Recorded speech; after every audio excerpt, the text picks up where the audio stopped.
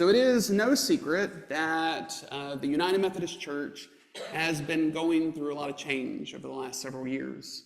In 2024, the General Conference voted to remove harmful language from the Book of Discipline regarding homosexuality. And that road, getting to that point, as we've talked about many times here, has been hard. General Conference, you may or may not know, is one of the global decision-making bodies for the United Methodist Church. But the legislation that makes its way up to that global body arrives and starts locally within the annual conferences. Our annual conference happens at Lake Junaluska. And a few years back, I remember that there was a particularly contentious piece of legislation that was considered on the floor of annual conference. Now, normally, when legislation gets passed there, votes happen by a show of hands, because the outcome is usually pretty obvious for the most part. And so usually the bishop's standing up there, he asks for the vote, he looks out, and you can just kind of tell. But on this particular vote a few years back, because it dealt directly with homosexuality and proposed changes to the Book of Discipline, had to move to a standing vote. Clergy were asked to stand and to be counted section by section in front of the entire room.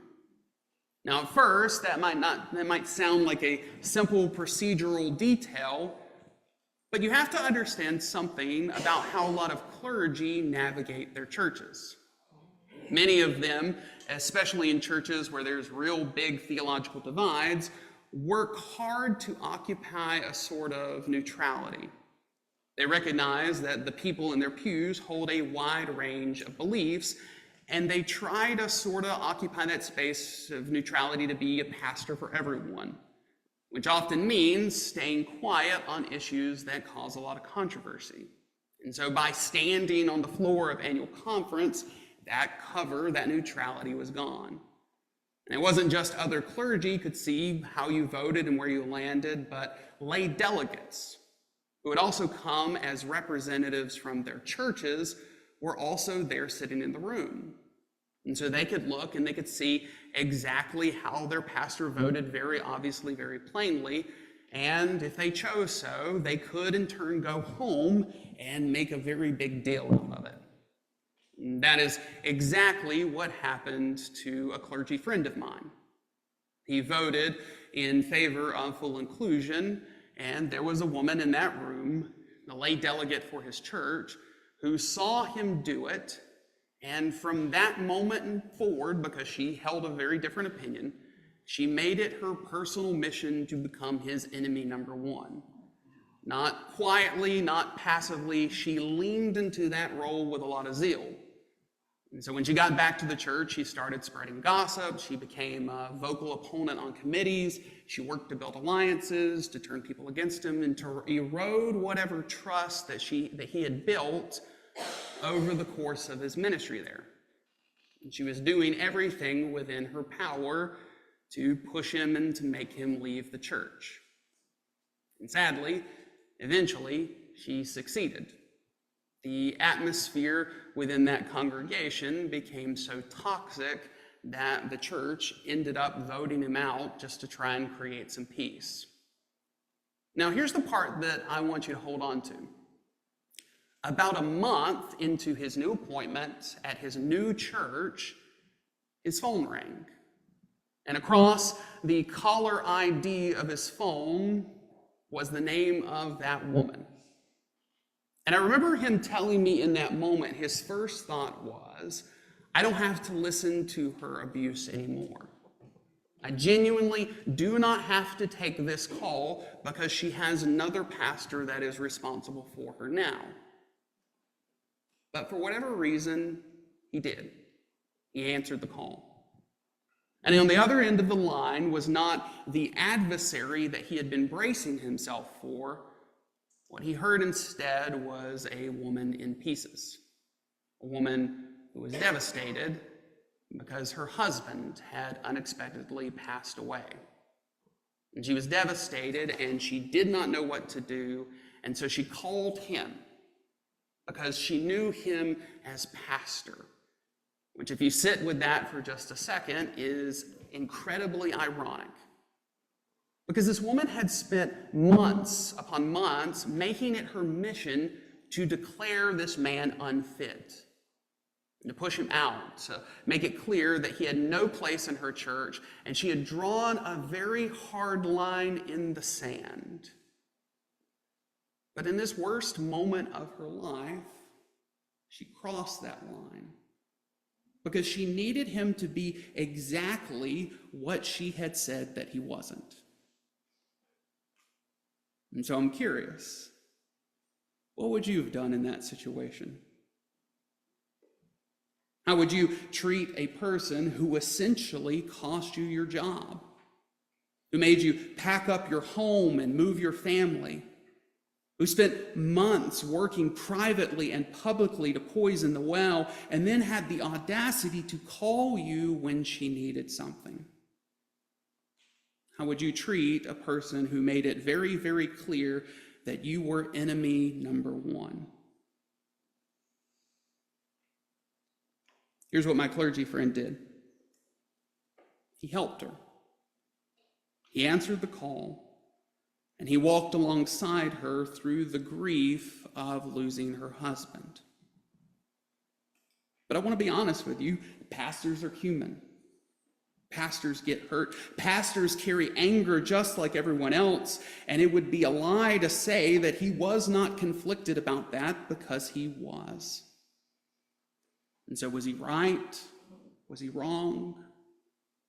What does it actually mean to love the people who have not loved us? I don't think that there is an easy answer to that, but I do think that there's an honest one. In the Gospel of Matthew, Jesus says, "You've heard the law that says, love your enemy and love your neighbor and hate your enemy. But I say, love your enemies. Pray for those who persecute you. And in that way, you'll be acting as true children of your Father in heaven. For he gives his sunlight to both the evil and the good, and he sends rain on the just and the unjust alike. If you love only those who love you, what reward is there for that? Even corrupt tax collectors do that much. If you're kind only to your friends, how are you different from anyone else? Even pagans do that." And so I want to have a moment of honesty. How many of you hear that scripture and just literally feel your insides kind of twisting a little bit? You feel that? Yes, exactly. I think that's natural. I think if you read this scripture and didn't feel something inside of you, I would question if you actually read it. Because it's hard not to hear these words from Jesus and feel that tension immediately. In fact, I think it would be completely understandable to hear those words, love your enemy, and have that gut response of a very visceral no. Because here's the thing, the people we call enemies, or think of as enemies, they are not abstract. They are not hypothetical characters from some book. They are very specific. They have faces and histories and things that they've actually done to us. For some in this room, enemy is someone who has caused you real personal harm. A family member, a former colleague, a friend, someone maybe that you once trusted but you don't anymore. And for others, it might be political. Someone whose power has been used to hurt the people you love. The point is that when Jesus says, love your enemies, everyone in this room has a picture or an image of someone. And for a lot of us, the distance between that person and the word love doesn't just feel wide, it feels like an impossible chasm. And this command feels bigger and harder than most teachings, because it isn't just asking us to do something difficult, it's asking us to extend something that we view as precious towards someone we feel like has not earned it and does not deserve it. Love in most of our instincts sometimes is a response. It gets called out of us by lovable behavior, and to be told to extend it without that condition in a lot of ways feels initially illogical, like pouring water into a cup full of holes. And the cultural moment that we're living in, it sharpens that tension oh so considerably. Because we live in a world that rewards the opposite. The people who often speak most harshly about their enemies tend to gain the most attention and the fiercest loyalty. And so if we're going to understand and take this command seriously, if we're actually going to wrestle with what Jesus is asking, we're going to have to dig a little bit into what he's actually commanding us to do. Otherwise, we're going to miss something that is potentially life-changing, and we're just going to keep existing in that place of the chasm is too big to cross. Now, the first thing worth noticing is what Jesus is quoting and what Jesus is not quoting. Love your neighbor is Leviticus 19:18. That's actual Torah. That's the Bible. It's in the text. But hate your enemy, well, that phrase appears nowhere in the Hebrew Bible as a commandment. It's not there.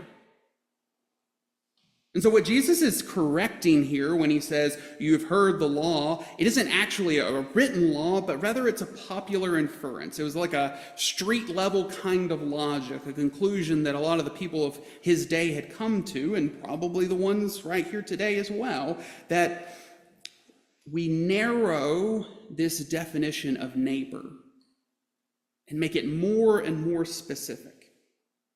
If neighbor, well, if that just means my people, well, then the logic almost writes itself. Love insiders, tolerate outsiders, and treat enemies as beyond the reach of any obligation I have.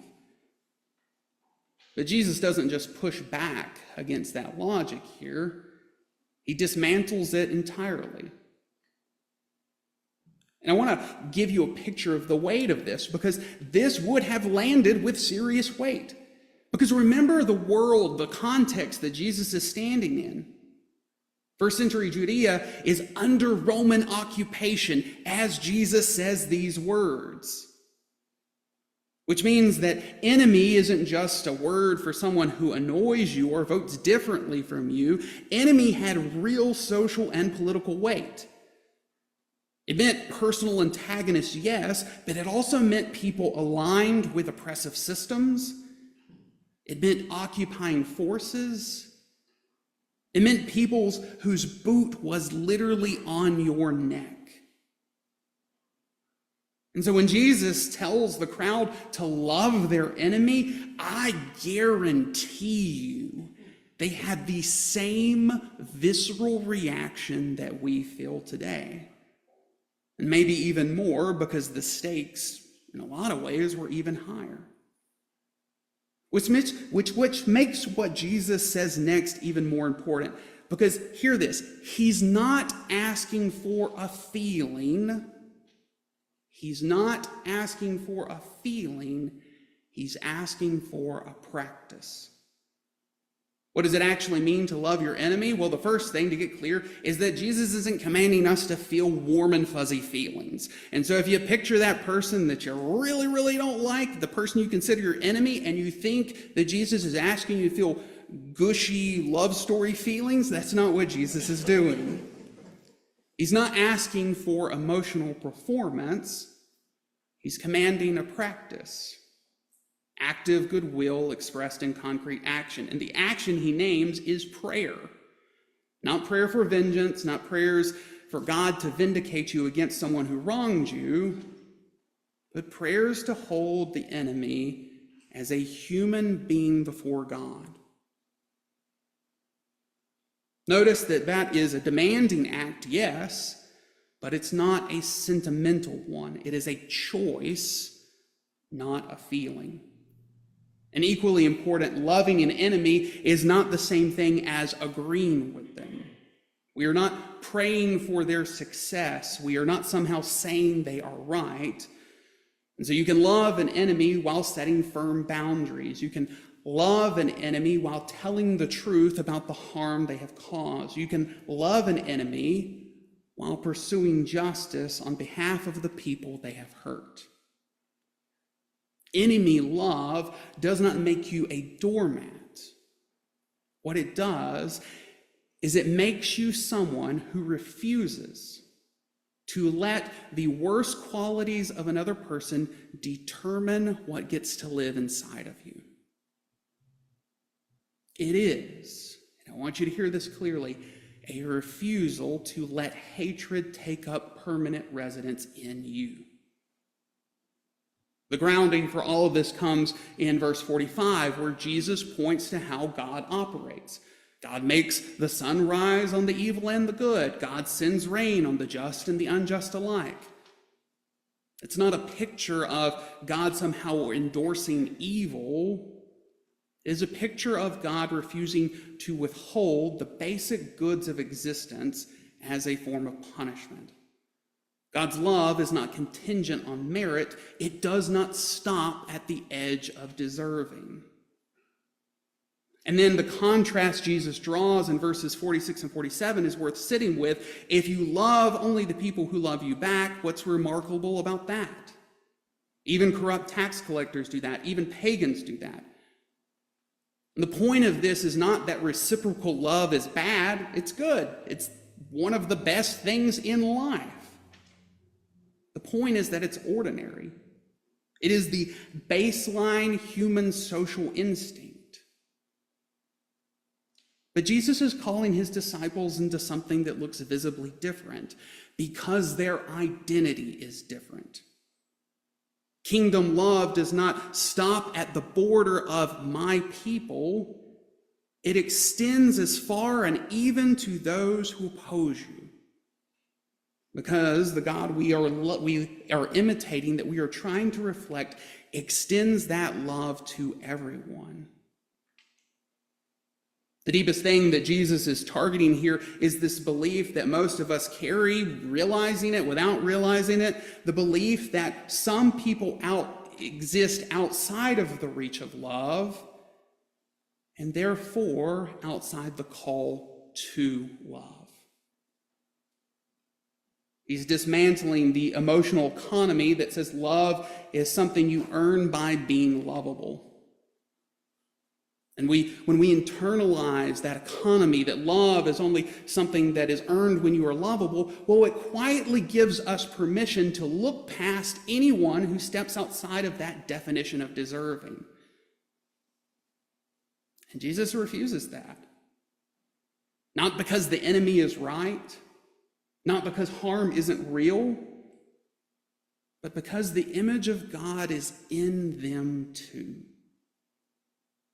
And no amount of harm or hatred erases that. Here's the thing about loving only the people who love you back. It's instinctual. It costs almost nothing. It changes pretty much nothing. That kind of love is everywhere, but it doesn't reach across the divides that are tearing communities apart. And it cannot repair what is broken, because it only operates in places that already feel safe. The framework that Jesus is offering here is love isn't a response to lovable behavior. It is a decision about who we are going to be. And that is an enormous shift from how most people operate. Jesus is saying that love is not a reaction, it is a choice. And that choice belongs to you regardless of what people do or fail to do. And this matters especially for the world right now. And I want you to hear this. It does matter for the world, but it matters just as much for you personally. Because hate is not neutral. It is not simply the absence of love, like a blank space where something used to be. Hate is active. It demands energy from us. It shapes how you see everything. Hate narrows your ability to see and to notice and to feel. And people that have carried hate for a long time knows what it does, because it becomes a kind of bondage. It becomes a framework that everything else in life has to pass through, and it stops becoming something you feel and becomes something that starts to own you. And what Jesus is offering in this command is freedom from that. Now, I want to preference something. Not freedom from anger, because anger has its place. There is a such thing as righteous anger. And so Jesus isn't asking you to not be angry about injustice and things like that that are going on in the world. And not freedom from grief or an honest acknowledgement of real harm, but freedom from the colonization of your inner life by hatred. It's the freedom to look at a human being, even someone who has caused real harm, and still see a person created by the same God who created you. And that seeing, it doesn't excuse them, it doesn't weaken the commitment to justice, but it keeps your own soul from hardening into something small and closed. That is, in its truest sense, a form of self-liberation. For a world as fractured as ours, it might be one of the only pathways towards something resembling repair. Not because love will immediately change your enemy. It might not, it might never not. But it's because someone has to break the cycle. Someone has to refuse to keep passing the hatred forward. And Jesus is asking his disciples to be those people.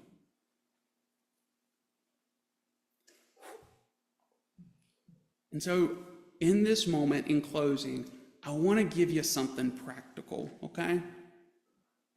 I want to give you a way to actually do what Jesus is asking, because I think one of the reasons why this stays forever theoretical is because we never figure out how to do it. And so here's a prayer, okay? This is my assembling of a prayer, 3 movements, simple and honest. The first way to pray for our enemies, the first movement, is that we name the hurt. Do you hear me? We name the hurt. Before we can pray for our enemies with any integrity, we have to be honest about what we are actually carrying. The anger, the grief, the pain. Guess what? God already knows what's in us. And so pretending like those things don't exist, it's silly. God's not asking us for performance, and so we start there. We don't dress it up. We don't spiritualize it before we even name it. We tell the truth about what we feel and the harm that's been done.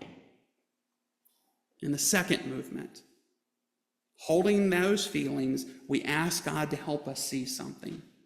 Beneath the actions, beneath the harm, beneath everything we cannot excuse or agree with, there is still a human being. A person created by the same God who made us. A life that is complex and full and cannot always be reduced to its most harmful choices. That there is a sacred spark in them that God has not abandoned, no matter how badly that spark has been obscured. We're not asking for warm feelings. We're not asking to trust them or excuse them or lower our guard. We are asking for the grace to see their worth. And that's it. Just that. And then the third, the final movement is this. We ask for love to be the choice we make, not the reaction we have, the choice. We ask for the freedom to refuse hatred's hold on us and to refuse to let it keep taking up room in us that is deserved for better things. Because at its heart, this prayer is a prayer for freedom, freedom from the bondage of the hatred that we have been carrying. It is the recognition that hate cannot be forced on us. We hold it. And in this moment, however imperfectly, we are beginning to set it down one small piece at a time. This is not an instant wash and then everything's whatever. It is a process. My clergy friend answered the phone. He helped the woman who had declared herself as his enemy. And I know, because I had the conversation with him. That was not easy. But I think he understood something that Jesus has been trying to tell us all along. And so may God give us the courage to understand it too. May we be given the capacity to hold lament alongside worth at the same time, and to love the way Jesus is calling us to love. One honest prayer at a time. Amen.